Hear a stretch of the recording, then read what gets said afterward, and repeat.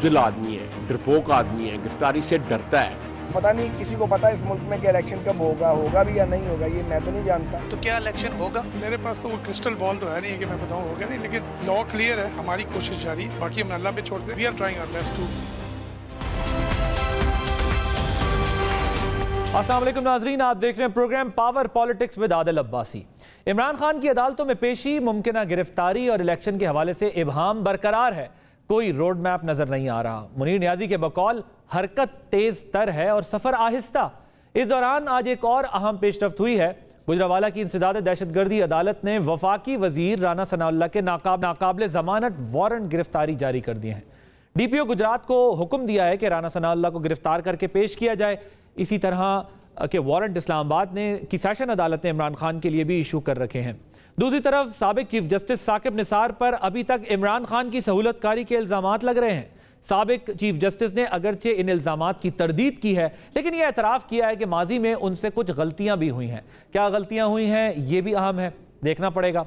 साकिब निसार साहब ने अपना व्हाट्सएप हैक होने का बयान भी दिया है, तो क्या आने वाले दिनों में उनकी ऑडियोज भी आ सकती हैं, जिसका खदशा उनकी जानिब से मुसलसल जाहिर किया जा रहा है। इसके साथ साथ पंजाब और KP इलेक्शन के निकात पर मौजूद इबहाम पर भी दिलचस्प सूरत हाल में आज के प्रोग्राम में हम बात करेंगे, आपके सामने रखेंगे। मेरे साथ मौजूद हैं डॉक्टर मुसद्दिक मलिक साहब, वजीर मुमलिकत बराए पेट्रोलियम हैं, सीनियर रहनुमा पाकिस्तान मुस्लिम लीग नवाज के। फ़ारूक हबीब साहब साबिक वजीर मुमलिकत हैं, पाकिस्तान तहरीक इंसाफ के सीनियर रहनुमा। मैं ज़रा डॉक्टर साहब आपसे स्टार्ट लेना चाहूँगा। खान साहब के तो वारंट गिरफ्तारी निकले हुए ही थे अदालतों से, फ़िलहाल उन्हें रिलीफ मिलता नहीं दिखाई दे रहा, चाहे वो पैमरा का मामला हो। दूसरा मामला भी है कि इस वक्त हमारे सामने है कि वो जो अदालतों से रिलीफ लेना चाह रहे हैं इस वक्त पेश ना होने का। लेकिन ये राना सनाउल्लाह साहब के वारंट, नाकाबिले ज़मानत वारंट गिरफ्तारी भी जो है वो जारी हो गए। क्या तामील होगी या फिर ये बैलेंस एक्ट ही होगा, ना वो उनके हुक्म की तामील होगी ना इनके हुक्म की तामील होगी? ये एक और आपके लिए भी मसला बन गया।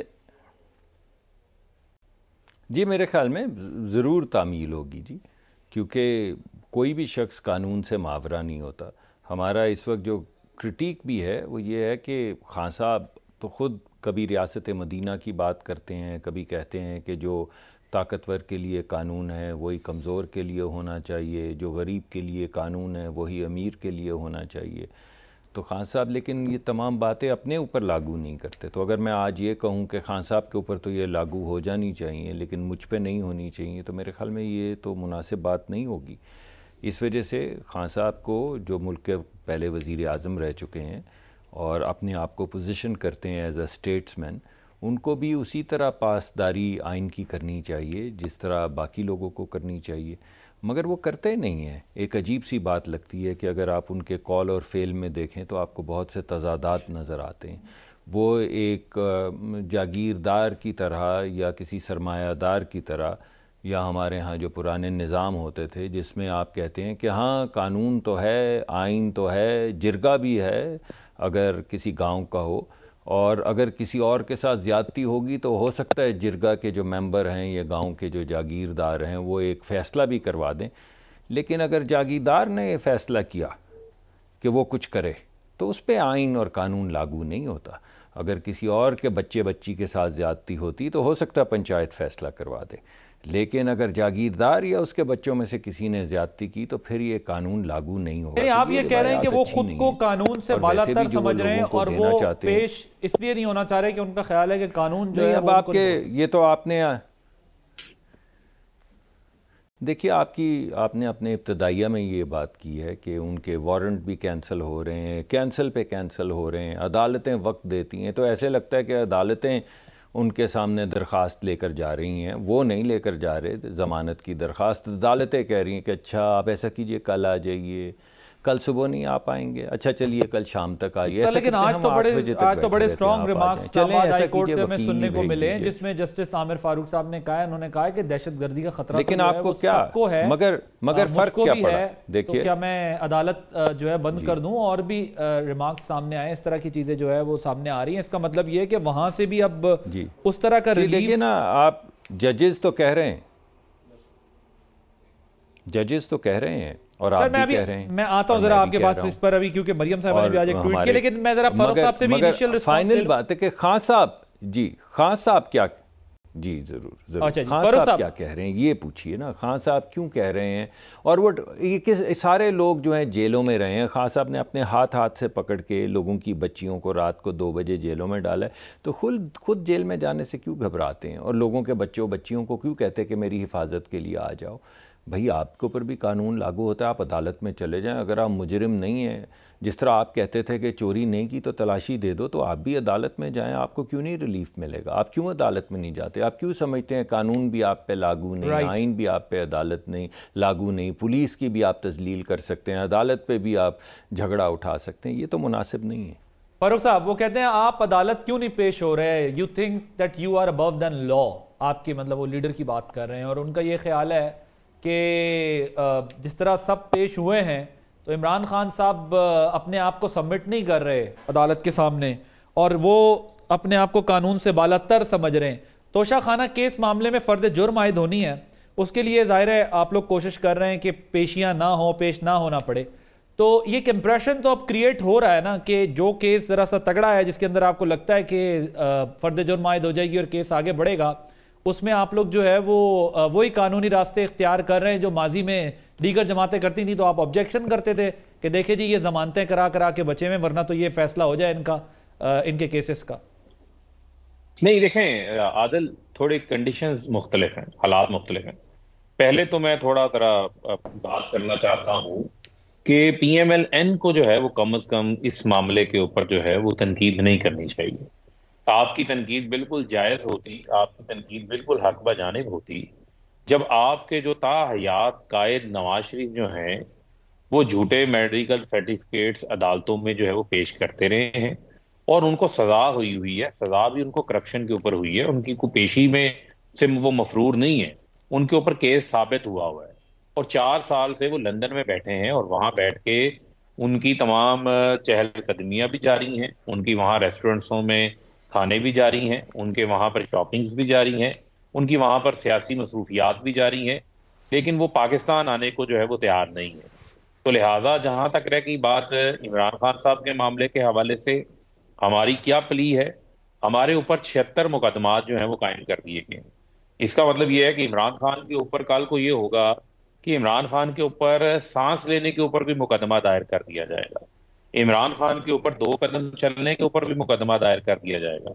अब इस किस्म के मुज़ेका के मुकदमात इनके पास बाकी रह चुके हैं, जो 76 मुकदमात इन्होंने बनाए हैं, उनमें अब इमरान खान के ऊपर और इनमें क्या फर्क है। इमरान खान के ऊपर एक कातलाना हमला हो चुका है, राना सनाउल्लाह इनके वजीर दाखिला है, वो टीवी पर आके कह चुके हैं जी ये तो हमारी अब जाती दुश्मनी है, हम तो जो इमरान खान हमारे ऊपर बात करते हैं हम उससे डबल होके आगे जो है उनके खिलाफ मेरे प्रोग्राम में राना सनाउल्लाह साहब ने कही थी बात, मेरे प्रोग्राम में भी वो बात की थी, लेकिन उसमें एक मसला ये है कि वो ये कहते हैं कि हमने सियासी मुखालफत रखा हुआ था, जब इन्होंने जाली मुकदमे हम पे करवाए तो फिर सियासी दुश्मनी में कन्वर्ट इन्होंने किया है, इन्होंने हमें जो है वो मजबूर किया है, अब दुश्मनी है तो वो कहते हैं कि दुश्मनी है। अब वो भी, हालांकि मेरे लिए भी ये हैरानकुन बात थी कि सियासी मुखालफत दुश्मनी में कन्वर्ट होने का क्या मतलब है, जमहूरियत का नुकसान, लेकिन वो कहते हैं कि हम क्या करें। दूसरी चीज फारूक साहब जरा मुझे इस पर रिस्पॉन्ड कीजिएगा ना, एक मुकम्मल कर रहा था आदिल अपनी बात ना, जी एक मुकम्मल कर लें, लेकिन मेरा पॉइंट साथ में ले लें कि वो ये कह रहे हैं बेसिकली कि आप तोशा खाना केस में, बाकी 76 मुकदमात वाली बात अपनी जगह पे, लेकिन तोशा खाना में आप इंटेंशनली पेश नहीं हो रहे, आप 3 जमानतें अपनी इस्लामाबाद से करा ली, लेकिन तोशा वाली इसलिए नहीं कराई, वहां आप इसलिए नहीं गए, आपको पता था फर्द जुर्म आयद हो जानी है और केस आगे चल जाना है, तो वो एक एतराज आप उठा रहे हैं कि आपको पता है कि कहां पे पेश नहीं होना। मैं आप ही की बात का जो है वो जवाब दे रहा था, क्योंकि आपने पहले भी ये बात अपने सवाल में की है, अब दोबारा दोहराई है, मैं उसी का जवाब दिए देता हूँ। देखें हालात क्यों, मैं कह रहा था हालात क्यों मुख्तलिफ है। इमरान खान के ऊपर एक कातलाना हमला हो चुका है, उनकी जान लेने की कोशिश की गई है, जो मुलजिम नवीद है उसकी पेशियां जो हैं वो महफूज मुकामात के ऊपर हो रही हैं, जिसने इमरान खान के ऊपर कातलाना हमला किया, लेकिन इमरान खान को बार बार जो है ये मजबूर किया जा रहा है कि आप ऐसी जगह पर आएं जहां पर आपकी सिक्योरिटी कंप्रोमाइज हो, जिस मुल्क का वजीर दाखिला आपको कह रहा हो कि अब ये हमारी जाती दुश्मनी है, जो आपको कह रहा हो ये एक फितना है, इस फितने को जो है वो खत्म कर देना चाहिए, जिनकी तमाम इनके वुज़रा के बयानात थे इमरान खान के खिलाफ, जिसके बाद एक इन्होंने जो है वो मजहबी बुनियाद के ऊपर बनाकर इन्होंने कहा ये हमला किया है, वो एक पूरी एक कैंपेन। मुझे ये बताएं, हमने कल आप रैली निकाल रहे हैं, सुन लें सुन कल ले, आप सुन रैली ले, निकाल रहे हैं। हमने एक मिनट दर्द सुन ले।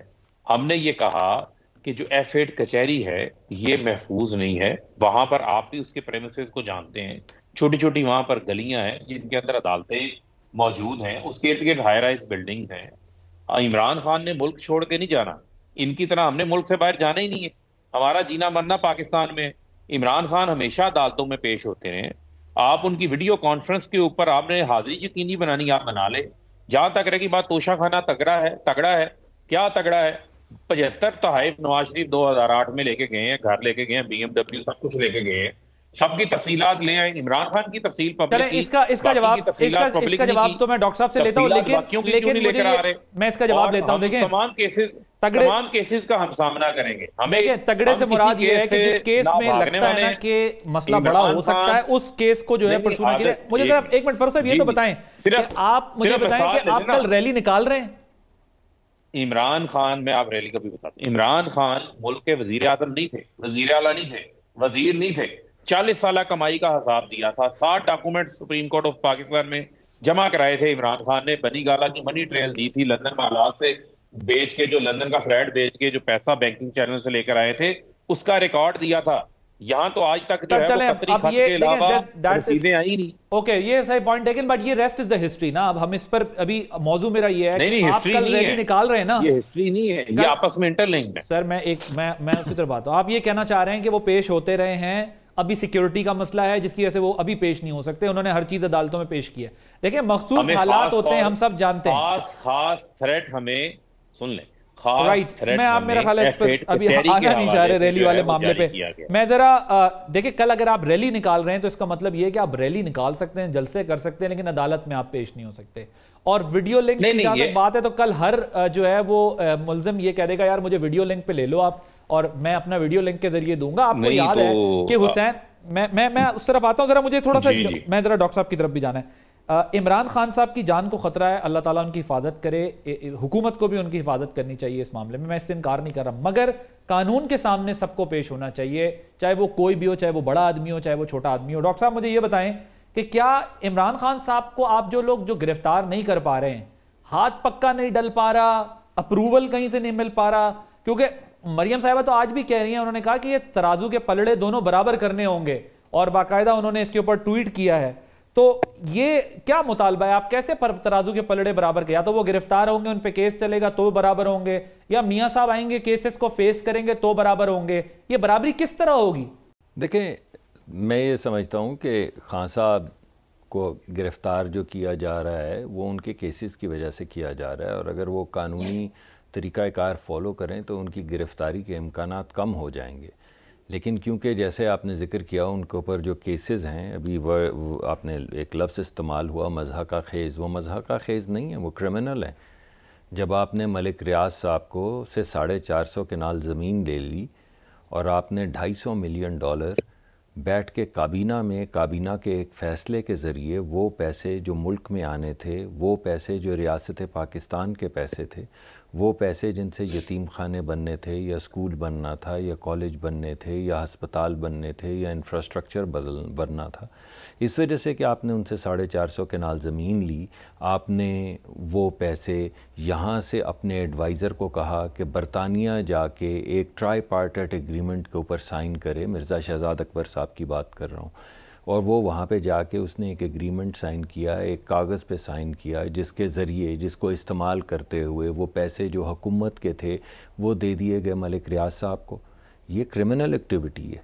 इसी तरह 2 मिलियन पाउंड लिए गए नकवी साहब से, आरिफ नकवी साहब से, और $1 अरब यानी 270 अरब रुपए का एक कारखाना जो उनका कमिटेड था, के इलेक्ट्रिक ने हुकूमत पाकिस्तान से कमिटमेंट कर रखी थी कि वो कराची के लोगों को इस अजाब से बचाने के लिए, बिजली के अजाब से बचाने के लिए एक कारखाना लगाएगी और $1 अरब की इन्वेस्टमेंट करेगी।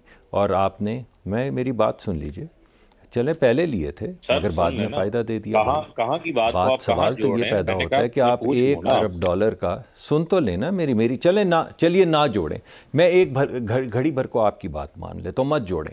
सोचें कि वो जो आपने 2 मिलियन या 3 मिलियन पाउंड लिए थे बहुत पुराने हैं, इस वजह से क्योंकि पुराने हैं तो अब उनकी रेलेवेंस नहीं, मान लेता हूँ। तो $1 अरब का फ़ायदा क्यों दिया? उसका तो कोई जवाब होगा ना यार, कि आप उसको $1 बिलियन का कारखाना दतांग कोल प्रोजेक्ट जो कराची के लोगों की सहूलत के लिए लगाना था, आपने क्यों माफ़ी दे दी? अगर उसका चले नहीं भी ताल्लुक है, वो जी बहुत पुरानी बात है, तो वो आप उसको उस ज़माने में जब आपने उसको ये रिलीफ दिया, उस ज़माने में उसकी तस्वीरें प्राइम मिनिस्टर के साथ बैठे हुए प्राइम मिनिस्टर हाउस में, प्राइम मिनिस्टर ऑफिस में क्यों आपने शाया की? ये क्या बात हुई? ये क्रिमिनल एक्टिविटी नहीं है। अगर आज मैं यहाँ पे किसी एक फर्द को या एक कंपनी को $1 बिलियन का फ़ायदा दे दूँ तो आप सवाल तो उठाएंगे ना यार। ये केएससी किस दौर में प्राइवेटाइज लेकिन हुई थी? चले मेरी बात तो सुन लेना यार। चले यार मेरे सवाल देखिए, जब मेरी बारी मैं तो आप चले मैं आपकी पूरी बात सुन रहा हूँ, सुने मेरी बात। ये आपको थोड़ा सा इंटरवीन करना पड़ेगा। जी डॉक्टर साहब आप मैं जरा फारूक साहब से इसका जवाब लेता हूँ, लेकिन मुझे बताएं कि आपके नजदीक, ये आपने 2 पॉइंट्स उठाए, इसका मैं जवाब लेता हूँ फारूक साहब से। मुझे जरा ये बताएं कि आपके नजदीक ये पलड़ा फिर बराबर होगा कैसे? मैं इसके अलावा जी ये पलड़ा, ये देखिए पलड़ा बराबर हो रहा है अल्टीमेटली तो कानून की जकड़ में आएंगे, मगर वो जो कानून का मुंह चढ़ा रहे हैं उसकी वजह से लोगों को ये नज़र आ रहा है कि खान साहब एक और जहन के आदमी है। अब मेरे पास मैं कोई सख्त लफ्ज़ तो इस्तेमाल करना मायूब होगा, तो मैं यही कह देता हूँ कि एक जागीरदाराना या सरमायादाराना जहन के आदमी हैं, जिस पे वो कहते हैं कि कानून मुझ पे लागू नहीं। कानून की क्या हैसियत, इस आइन की क्या हैसियत, इन इदारों की क्या हैसियत, इस सियासत की क्या हैसियत? तो आपके ख्याल में अब घेरा तंग होने जा रहा है? इस वजह से तमाम कानून आइन, अब आप कह रहे हैं घेरा हो रहा है तंग हो रहा है। ठीक है फारूक साहब, घेरा वो कह रहे हैं तंग हो रहा है। जरा 2 सवाल जो उठाए उन्होंने, उसका जवाब आप देना चाह रहे थे जरा। और अकबर साहब का और के इलेक्ट्रिक की बात करें। देखें बुनियादी तौर के ऊपर इनको मालिक रियाज से बहुत एतराज है, किसी रकम से एतराज है। पहले ये बता दें कि वो वाइन हाइड पार्क जो प्रॉपर्टी थी जिसके बदले वो रकम आई थी, वो हुसैन नवाज से खरीदी गई ना। वो पेमेंट भी हुसैन नवाज को दी गई, वो भी रिकॉर्ड का हिस्सा है। तो वो हुसैन नवाज के पास पैसे कहां से आए? और जिस 450 कनाल जमीन का ये जिक्र कर रहे हैं, वो इमरान खान की कोई जाती मलकियत नहीं है, वो एक ट्रस्ट है जो अब्दुल कादिर यूनिवर्सिटी है। वो ट्रस्ट की जमीन जो है ये हमेशा नून लीग वाले बेचते होंगे, रजिस्ट्रियां भी करवाते होंगे, लेकिन कानून के मुताबिक वो ट्रस्ट के नाम पर जो जमीन होती है वो आपकी जाती मलकियत नहीं होती। लिहाजा बात को किधर से किधर ना जोड़ें। और आरिफ नकवी के जो ताल्लुकात नवाज शरीफ से, आसिफ अली जरदारी से हैं, जो किक बैक्स वो उनको देते रहे, वो किसी से ढकी छुपी नहीं है। फिर भी अगर आपकी तसल्ली नहीं होती तो आपकी इतला के लिए अर्ज है, ये जो 76 मुकदमात हैं, उन 76 मुकदमात में से ये दोनों जो सवाल इन्होंने उठाए हैं, कोई भी मुकदमा जो है वो न ज़ेरे तफ्तीश है, ना कोई इंक्वायरी है, ना ही इन्होंने किसी किस्म का कोई उसके खिलाफ प्रोसीडिंग्स इनिशिएट की हैं। जहां तक रह गई बात ये कानून की बात, आज इनको बहुत अच्छी बात लग रही है सुप्रीम कोर्ट ऑफ पाकिस्तान के ऊपर हमला। वो देखें, ये मैंने तो नहीं किया था, नवाज शरीफ ने किया था। गालिबन जो केसेस किया था ना, जो केसेस हैं वो मेरे ख्याल एक ही नौयत 3-4 मुख्तलिफ केसेस हैं, लेकिन वो 76 मुकदमात मुख्तलिफ शहरों और मकामात पे पर्चे हुए हैं, जिसकी वजह से शायद ये 76 है। अदरवाइज केसेस 3-4 ही हैं। अच्छा फरूक साहब मुझे ये बताएं, मगर मरियम साहिबा का ये एतराज है, मरियम साहिबा ये कहती हैं कि 48 घंटों में ये 2 रिकॉर्ड बनाना चाहते हैं। एक काबीना की सेंचुरी करना चाहते हैं, दूसरी ये इमरान खान पे जाली मुकदमात बना के सेंचुरी करना चाहते हैं। चले अच्छा, अब ये मुझे बता दें, वो मरियम साहिबा कह रही हैं कि इमरान खान साहब को 48 घंटे में जमानत मिल जाती है और नवाज शरीफ साहब को 6 महीने तक नहीं मिली। वो कहते हैं ये कैसे हम कंपैरिजन करें कि इनके साथ कोई जो है वो एहतसाब या इंसाफ होने जा रहा है, हालांकि अभी डॉक्टर साहब कह रहे हैं कि उनको लग रहा है घेरा तंग हो रहा है आपके ऊपर। देखें बात यह है, जिस मुल्क में, मुझे आप ये बताएं, बगावत के मुकदमात बना दिए जाए, जिस मुल्क में इमरान खान ने किसी इदारे का नाम नहीं लिया, 3 बार पैमरा ने पाबंदी लगा दी। अब तवाजुन बरकरार करना है ना। मरियम सफदर ने, आदिल आप बताएं, दिल पे हाथ रख के बताएं, 2 हाजिर सर्विस मोसेस सुप्रीम कोर्ट के जज साहबान की तस्वीरें चलाई, उनके ऊपर नाम लेकर इल्जामात लगाए, सरकारी टीवी चैनल के ऊपर नशरियात जारी होती रही, पैमरा ने पाबंदी लगाई। आप क्या समझते हैं हमारे ऊपर पैमरा ने पाबंदी लगाई है? हमारे ऊपर जो पाबंदी लगा रहा है वो किसी से ढका छुपा थोड़ी है, वो इनकी भी पहुंच से दूर है। ये आप कहते हैं जी तवाज़ुन बरकरार करो, फिर लंदन प्लान ही है ना, जो लंदन प्लान बना हुआ है जिसमें इमरान खान को नाअहल करो, इमरान खान को जेल में डालो, ब्रेक ले हमें लेकिन आज तो आपको अदालत से भी उस पर रिलीफ नहीं मिला ना, पैमरा पे तो अदालत से भी रिलीफ नहीं मिला। आप नहीं, वो तो सर्टिफाइड कॉपी इन्होंने किसी को जारी नहीं ना की। पाबंदी लगा दी है, जो स्टैंप लगा के सर्टिफाइड कॉपी दे दें, वो ऑब्जेक्शन लगा है, वो पाबंदी उड़ जाएगी। आप पाबंदी लगा ही नहीं सकते, कैसे आप पाबंदी लगा सकते हैं? सर लेकिन इसका जवाब मैं जरा ब्रेक ले लूं, ब्रेक के बाद लेकिन आप ये देखें ना, ये कंपैरिजन ड्रॉ हो रहा है कि जमानत उनको क्विक मिल जाती है, यहां महीनों नहीं मिलती थी, ये क्यों होता था? और जरा साकिब निसार साहब से मुताल्लिक भी बात करनी है आफ्टर दिस ब्रेक।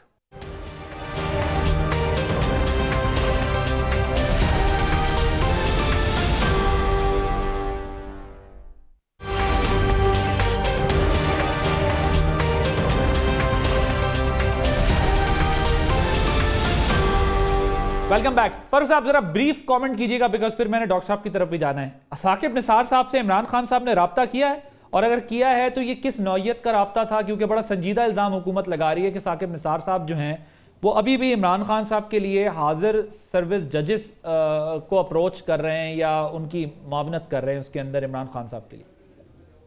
नहीं, हमारा तो कोई इस किस्म का जो है वो कोई ना उनके साथ कोई राब्ता है, ना कोई इमरान खान साहब ने उनके साथ कोई राब्ता किया है।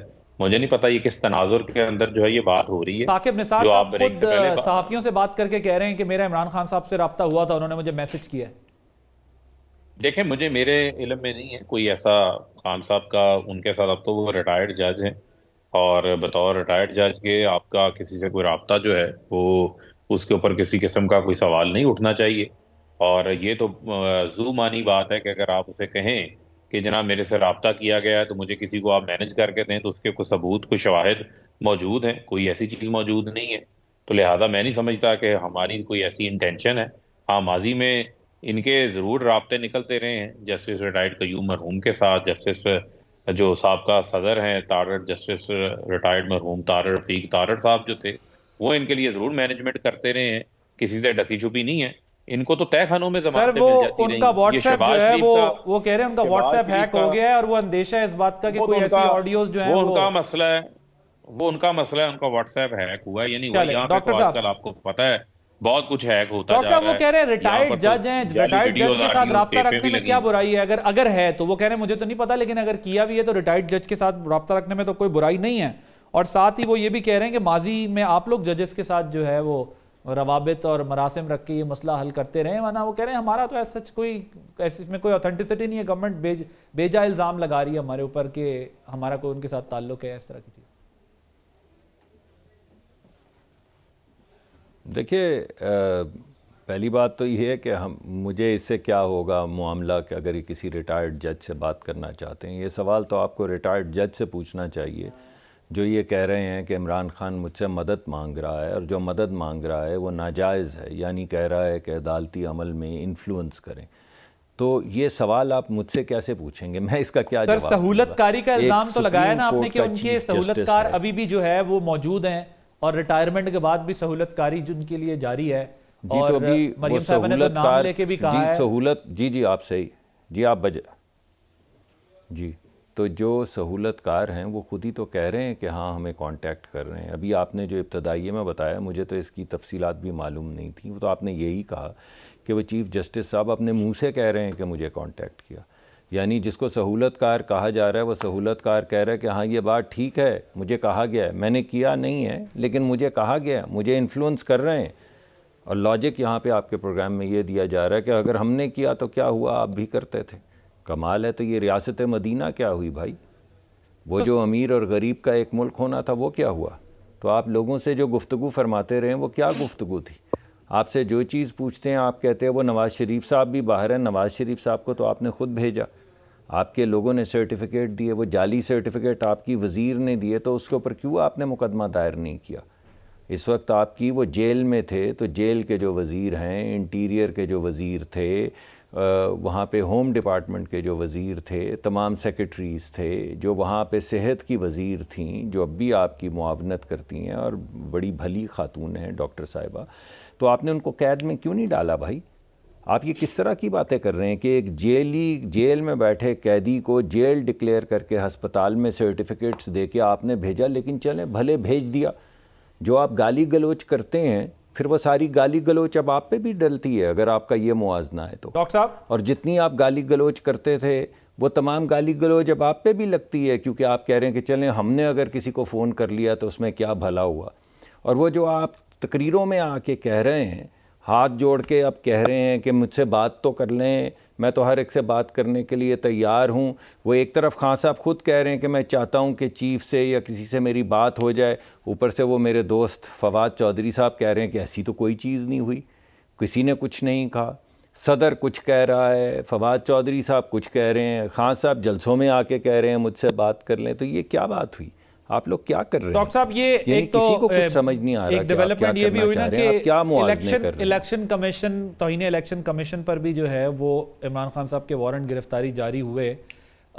दूसरी बात मुझे ये बताइएगा कि आपकी हुकूमत की तरफ से भी ये इल्ज़ाम लग रहा है ना इस बात पे कि सहूलत कारी उनकी इस तरह हो रही है, तो आप लोगों के पास कोई सबूत भी आ गए हैं, या ये जो एक साकिब निसार साहब कह रहे हैं कि मेरा व्हाट्सएप हैक हुआ है कुछ अरसा पहले और मुझे शुबा है कुछ तरह की ऑडियोज चीज़ें डॉक्टरेट की जाएंगी या कुछ किया जाएगा, कोई इन्फॉर्मेशन आ गई आपकी गवर्नमेंट के पास कि सहूलतकारी या कोई राब्ते या कोई बातचीत ऐसी? यानी आप जी भाई अब्बासी साहब, ये जो बयान आपने मुझे सुनाया है वो जस्टिस साहब का, रिटायर्ड जस्टिस साहब का, कि मुझे उन्होंने कांटेक्ट किया, आधी बात तो वो मान ही गए ना। हाँ, आधी बात तो उन्होंने मान ली। उन्होंने कहा मैं माना नहीं, लेकिन ये तो वो मान गए कि मुझे कांटेक्ट किया, वो व्हाट्सएप भी है, वो टेलीफोन भी हैं, वो मेरा व्हाट्सएप गुम गया, वो मेरा व्हाट्सएप हैक हो गया। यानी अब कोई चीज़ अगर निकल आए तो पहले से कंडीशन तय ये कहा जा रहा है कि देखें हाँ बात तो हुई थी, बात तो हुई थी, उन्होंने कहा भी था। अगर आपके पास व्हाट्सएप आ गया है या हैक हो गया है या किसी हैकर कोई ले गया है, तो मैं पहले से बता रहा हूं कि हाँ हाँ हुई थी बात और उन्होंने कहा भी था। हो सकता है मैंने आधी पचद्दी हामी भी भरी हो, ये मैं वही मुबैना तौर पे कह रहा हूँ, लेकिन मतलब ये नहीं था कि मैंने कर दी है। ये क्या बात है? ये बताए ना आप लोगों के पास कुछ है कि नहीं? हम कह रहे हैं सहूलतकार हैं, सहूलतकार कह रहे हैं हाँ सर, ये बताए आप लोगों के पास भी कुछ मेरे पास तो नहीं? कुछ नहीं है ना, मेरे पास कोई इससे रिलेटेड इंफॉर्मेशन है जी। मेरे पास इस मामले में कोई इंफॉर्मेशन नहीं है, लेकिन ये जो बात की है चीफ जस्टिस साहब ने, साबिक चीफ जस्टिस साहब ने, उस बात से सारी बातें खुल के सामने आ गई हैं। ठीक, ओके जी। फारूक हबीब साहब, तौहीन इलेक्शन कमीशन का नोटिस के भी नाकाबिल के भी उनके भी वारंट गिरफ्तारी जो है वो आ गए हैं खान साहब के, और अभी डॉक्टर साहब ये कह रहे हैं कि भाई आधी बात तो मान गए साकिब निसार साहब, आपने राब्ता उनके साथ जो है रखा हुआ है, आधी बात भी जो है वो मान जाएंगे आगे जाके, और वो खुद भी इस शुबे का इजहार कर रहे हैं कि कोई ऑडियो शायद लीक हो या इस तरह की कोई चीज़ हो, तो प्रीएम्प्ट कर रहे हैं वो सारी सूरत हाल। नहीं देखें, मुझे नहीं लगता। देखें मामला क्या है, मामला ये है कि एक जस्टिस रिटायर्ड शमीम साहब का एफिडेविट आया था, वो नून लीग के ओहदेदार थे, नून लीग ने उनको चीफ जज लगाया था गिलगित बल्तिस्तान की सुप्रीम कोर्ट का, और उसके बाद वो अपने एफिडेविट को उन्होंने ऑन नहीं किया था, और बहुत सारे सहाफ़ी जिनसे वो खबरें उन्होंने लगवाई थी उनके लिए भी वबाले जान जो है वो बन गए थे। तो लिहाजा जब इस किस्म की ऑडियोज वीडियोज आती हैं तो मुझे आप ये बताएं, आज तक वो किसी अदालत में बतौर सबूत के क्यों एडमिट नहीं करवाई गई? मुझे ये बताएं कि जज अरशद मलिक मरहूम जो अब दुनिया में नहीं है, जिनको ये ब्लैकमेल करते रहे हैं, उनकी पुरानी को वीडियोज गैर अखलाकी दिखा के, वो तो ये धंधा तो यही करते हैं नासिर भट्ट टाइप के लोग। मैं डॉक्टर साहब को तो नहीं कह रहा, लेकिन बहुत सारे लोग हर तरह के हर जमात के अंदर मौजूद होते हैं जो ये काम कर रहे होते हैं। वो भी किसी कोर्ट ऑफ लॉ में पेश नहीं की गई थी बतौर सबूत के। और ये जो ऑडियोज वीडियोज जो हैं वो टेप्स की जाती हैं, जिस तरीके से इनको एडिट किया जाता है, जिस तरीके से इनको जोड़ तोड़ के आगे पेश किया जाता है, इसी वजह से इन अदालतों में पेश नहीं होती। इसके अलावा आप ये बताएं कि जो इलेक्शन कमीशन है, इमरान खान, आप सिर्फ एक तनाजुर में आप इस अपने शो में देख लें कि आपने नैब तरामीम का कोई जिक्र नहीं किया, जिन तरामीम की सूरत में 1100 अरब रुपए की करप्शन जो है वो माफ हो गई। जरदारी साहब के केसेस माफ, इसहाक डार के माफ, शहबाज शरीफ का 7.5 अरब का टीटीओ का केस माफ, FIA के 16 अरब रुपए रमजान शुगर मिल का जो केस था, उस जज को जिसने इनको बरी किया है, उस जज को कैसे इन्होंने इंफॉर्मेशन कमीशन का चेयरमैन लगा दिया? आप सहूलतकारी का इल्जाम हमारे ऊपर लगाते हैं। आप इनसे तो सवाल पूछें कि वो 25 लाख रुपए तनख्वाह के ऊपर, तो मैं जरा आपको क्लैरिफाई कर दूं, FIA सेंट्रल कोर्ट 1 का जज था। एक मिनट अब आपने देखिए इल्जाम लगा रहे हैं, ये तो नहीं हो सकता कि आप इल्जाम लगा देंगे तो मैं खामोश बैठा रहूंगा। फारूक हबीब साहब, बात ये है कि नैब की करप्शन आज नहीं, आपने भी कहा ना कि आपने बात नहीं की नैब की, मेरी अर्ज सुनिए, मैंने इश्यूज पर मुताबिद हजारों प्रोग्राम्स किए हैं। नहीं आप करें, मैं ये कह रहा हूं कि इमरान, देखें हमने जितनी डिस्कशन की वो यही हुई कि इमरान खान पे फलाना मुकदमा, हम कहते हैं इंतकामी कार्रवाई है, लेकिन उसके पैरेलल ये तो नैब तरामीम के जरिए NRO 2 लेकर मीठी नींद सो चुके हैं सर। लेकिन अब मुल्क मसला में ये है ना, दहशत देखिए गर्दी ये है, नहीं हो सकता, लेकिन देखिए पर्चे इमरान फारूक साहब खान ये पे नहीं हो होंगे। सकता कि आपकी बात पिछले दौर में जब आपकी गवर्नमेंट थी तो उन लोगों पे इतने केसेस थे कि ये भी आगे टीवी पे यही बात कहते थे कि आपको हमारे केसेस के अलावा कोई प्रॉब्लम नजर नहीं आती गवर्नेंस रिलेटेड। तो ये तो it is quite normal for us ना। अब अगर हम 40 मिनट के प्रोग्राम में एक मौजू डिस्कस कर रहे हो, 3 मौजू भी हो सकते हैं, 300 मौजू तो नहीं कवर कर सकते ना। और मैंने आप मुझे ये बताएं, आप मुझ जैसे जर्नलिस्ट से एक्सपेक्ट करते हैं कि मैंने जो है वो इन इश्यूज पे बात नहीं की है। आप तो खुद पार्ट एंड पार्सल रहे हैं इस सारे सिस्टम में। सुन ले, मुझे उस पे तो एतराज ही नहीं है।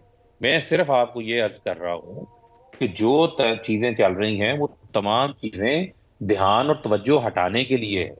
वो क्यों हो रहा है, उसकी रीजन ये है कि दूसरी जानिब आप देखें, कल रात एक नया काबीना से मसौदा नैब तरामीम का जो है वो पास किया गया है, सर। वो बात जिसमें जो चेयरमैन नैब लगाए, अगेन ये बातें फारूक साहब वो बातें थी कि आप लोगों को पार्लियामान के अंदर रह के करनी चाहिए थी। अगर आप पार्लियामेंट के अंदर होते तो आज डिस्कोर्स जो है वो डिफरेंट होता। अब आज अगर आप केसेस में ऑब्वियसली पेश नहीं होंगे या जमानतें लेते रहेंगे तो फिर इसका कंपैरिजन तो ड्रॉ होगा ना जी।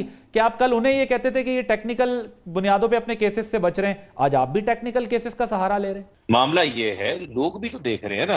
क्या मुझे ये बताएं, क्या बगावत का मुकदमा इतना आसान हो गया कि आप इसके मर्जी ऊपर दिल करे आप उठा दे, उसको पता भी ना हो, घर बैठे आप मुकदमा बना दें। आप प्रेस कॉन्फ्रेंस करें, आप कहें नहीं आपने सड़क पे खड़े होकर प्रेस कॉन्फ्रेंस की है और आप रोड ब्लॉक हो गई है, आप पे मुकदमा दर्ज कर लिया। आपने तौहीन अदालत से रोका, आप पे डकैती का मुकदमा दर्ज कर लिया। आप लोगों को उठा के उन पे जुर्म करके उनको कहीं जबरदस्ती बगावत के मुकदमात बिल्कुल उस्मानदार करप्शन कर रहा था। बगावत के मुकदमात इस तरह नहीं होने चाहिए। बात ठीक है, इतना कोई चीज बनानी है, कोई अच्छी बना लो ना। मुझे ब्रेक लेनी है। करप्शन का एक मुकदमा है तो बताएं, ब्रेक के बाद वापस आते हैं। तो वो तो डॉक्टर मुसद्दिक मलिक साहब से फिर जरा ब्रेक के बाद पूछते हैं। मुझे ब्रेक लेनी है, ब्रेक के बाद जब वापस आएंगे तो जरा इंतखाबी अमल पे भी बात करेंगे कि क्या इस पर कोई पेशरफ्त हो रही है, हो सकती है, कोई कंसेंसस हो सकता है, बीच का रास्ता हो सकता है या नहीं। अपनी अपनी पोजीशंस पे खड़े हैं सब। एक ब्रेक के बाद बात होगी।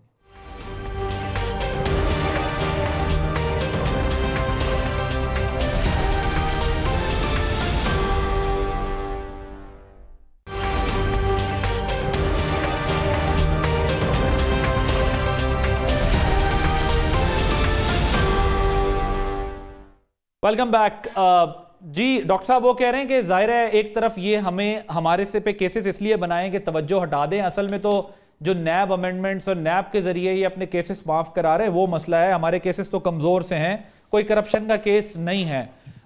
दूसरा इलेक्शन पे भी मैंने आना है, जरा आप इस पर कॉमेंट कर दें, फिर जरा इलेक्शन पे बात करनी है जी। देखिए, मैंने तो आपको मलिक रियाज साहब वाला केस बता दिया, $250 मिलियन का। अगर ये करप्शन नहीं है, आपने एक ट्रस्ट बनाया, ट्रस्ट के ट्रस्टी कौन है? बेगम साहिबा हैं और खान साहब खुद हैं। कमाल हो गई है। इस मुल्क में क्या लुट पड़ी हुई है कि ट्रस्टी मैं हूँ, 450 कनाल मेरे नाम पे आ गई, लेकिन मैं कही जाऊँ कि ये ट्रस्ट है, ट्रस्ट है, ट्रस्ट है, इससे कोई फ़ायदा नहीं। बात तो सुन लेना यार। 200 पे आप $1 अरब का मेरी मिनिस्ट्री के अंदर बैठे हुए आप $1 अरब का कोयले का कारखाना जो लोगों के लिए बनाना था, आप किसी को छुट्टी दे दें। आप बोलें ये करप्शन ही नहीं है। करप्शन वो है जो कोई और करे। यानी ना कानून आप पे लागू हो, ना आइन आप पे लागू हो, जो करप्शन आप करें वो करप्शन भी ना हो, इस वजह से कि आपने किया वो करप्शन नहीं है। कमाल होगी भाई, ये क्या बात हुई? EOBI का मुकदमा है, क्या बना? आप 4 साल हुक्मरान रहे हैं, क्या बना EOBI के मुकदमे का भाई? 22 अरब रुपए का मुकदमा था। NICL का 44 अरब रुपए का मुकदमा था। मालन जब्बा आपने ख़त्म कर दिया, मिनरल्स एंड मेटल्स आपने ख़त्म कर दिया। आपके अपने लगे हुए एहतसाब कमीशन के जनरल साहब जो हैं वो बरमला TV इंटरव्यू दे के चले गए कि मुझे मजबूर करके कड़ियाँ जो हथकड़ी की शक्ल में 5 वुज़रा तक पहुँचती थी उन्हें तोड़ दिया गया। फिर भी करप्शन नहीं है। आप कहते हैं जो हमारी है वो है ही नहीं, क्योंकि हमारी है इस वजह से है ही नहीं, क्योंकि हम पे लग रहा है वो कानून ही नहीं, क्योंकि हमें अदालत ने बनाया वो अदालत ही नहीं, क्योंकि हमारा इदारा सपोर्ट नहीं करता तो हमारी वो इदारा ही नहीं है। उसके अंदर पता नहीं कौन कौन लोग बैठे हैं। आप हर्जा सराई भी कर लें, ये कोई बात नहीं, ये कोई तरीका है कार। सर मैं जरा इसका जवाब ले लूं। फारूक साहब 30 सेकंड्स में जरा 1 मिनट में आप ये जवाब दे दें। जो डॉक्टर साहब ने कहा करप्शन के ये स्कैंडल्स थे, आपने सब खत्म कर दिए, फिर मैंने इलेक्शन की तरफ जरा जाना है। नहीं, देखें बात ये है कि जो भी करप्शन की ये स्कैंडल कहते हैं, स्कैंडल है ना यार, मुकदमा बना लें। आप पर तो 16 अरब रुपए का केस FIA जाली अकाउंट था ना, 7.5 अरब का शहबाज शरीफ के बच्चों के उनके अपने अकाउंट में TTs के पैसे आते रहे हैं।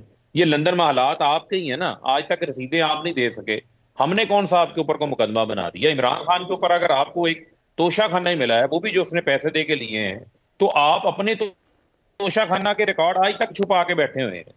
तो आप ये ऐसे बात ना करें कि आप करप्ट हैं तो हम भी करप्ट हैं। ओके, हम करप्ट नहीं है, हमारे किसी एक वजीर पे कोई मुकदमा नहीं आप लोग लेकर डॉक्टर साहब आते। बेसिकली वो ये कह रहे हैं अगर आप कुछ केसेस हैं तो मुकदमात बना के कर लेना, सिर्फ मुकदमा बनने से तो हमारे ऊपर मसला नहीं है। तो और यही असल इशू है कि हमारे यहाँ तो एक केस एग्जीक्यूट नहीं हो पा रहा होता किसी का, और दूसरा केस, तीसरा केस, चौथा बन जाता है, और वो सिर्फ और सिर्फ ये सुनने को मिलता है कि जी मेरे ऊपर पॉलिटिकली मोटिवेटेड केसेस हैं।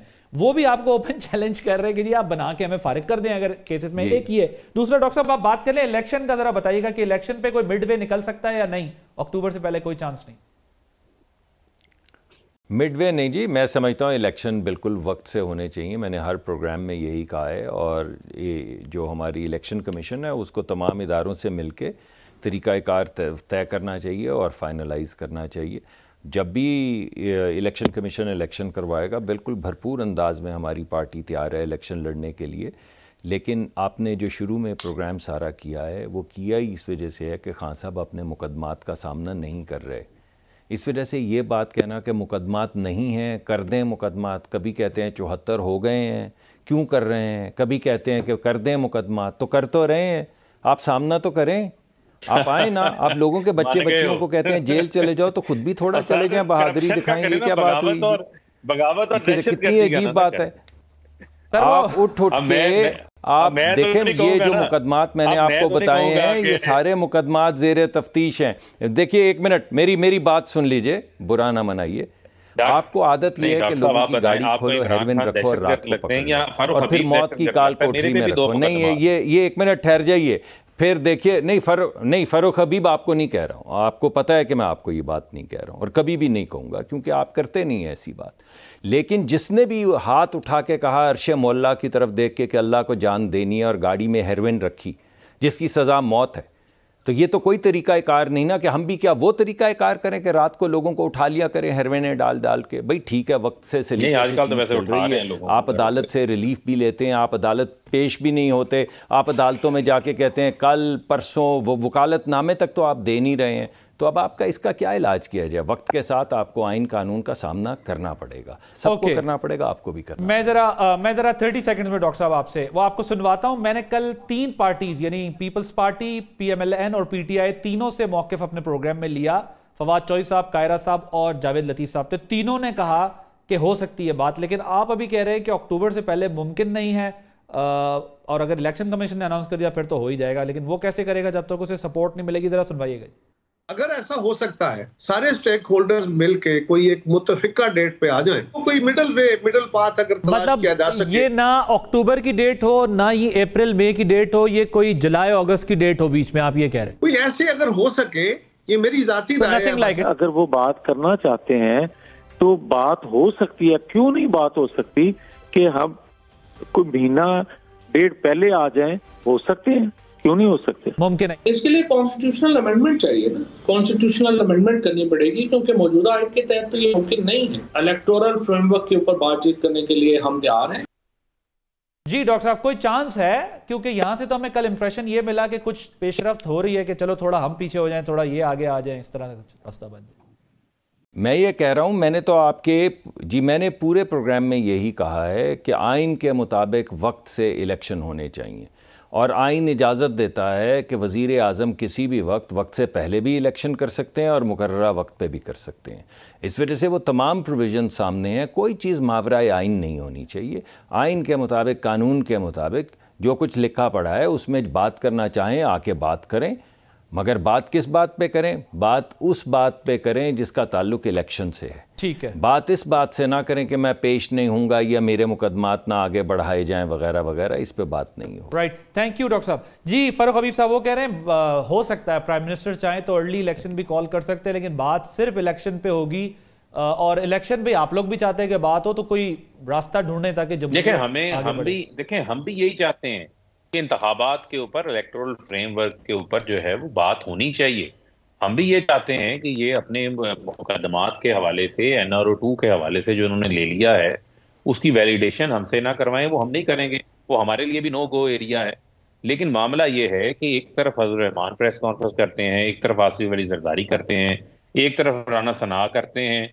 डॉक्टर मुसद्दिक साहब हो राना सना साहब की जगह के ऊपर बहुत अच्छी बात है, एक सेंस भी प्रवेल करेगी। तो आप लोग इसका मतलब ये कि इलेक्शन वाले मामले में बात तो वो कहते हैं जी ना पैसे हैं ना सिक्योरिटी है, ये आप लोग पता क्या कर रहे हैं, एक दूसरे को करीब तो बुला रहे हैं लेकिन साथ ही एक कोनी भी मारते थे एक दूसरे को कि जागते रहना, साढ़े जिना रहना। तो अगर इलेक्शन का रास्ता निकालना है तो उसके लिए दोनों साइडों को संजीदगी दिखानी पड़ेगी, वो जिद से, अना से या फिर एक ज़ाती ख्वाहिश से नहीं मसला होना, क्योंकि ये 24 करोड़ आवाम का मसला है और उसमें आप लोगों को संजीदगी से आगे बढ़ना चाहिए, क्योंकि सियासत जमहूरियत ही मुस्तकबिल है, तो इस मुस्तकबिल को कैसे आगे लेके बढ़े इसका रास्ता ढूंढना होगा, चाहे कोई पावर में हो या अपोजिशन में हो। Thank you very much. Farooq Habib साहब मौजूद थे हमारे साथ, डॉक्टर मुसद्दिक मलिक साहब मौजूद थे। आपने प्रोग्राम देखा नाज़रीन, यही एक तरीका कार है, ये कितने भी बुरे हालात हों सियासतदानों को रास्ता निकालना होता है और उन्हें रास्ता निकालना चाहिए, क्योंकि अगर सियासतदान रास्ता नहीं निकालते तो जमहूरियत के लिए मुश्किलात पैदा होती हैं। तो जमहूरी रास्ता ही निकालना सियासत के अंदर जो है वो बेहतर है, ना कि इधर उधर नजरें दौड़ाना। आदिल अब्बासी को इजाज़त दीजिए, अल्लाह हाफ़िज़।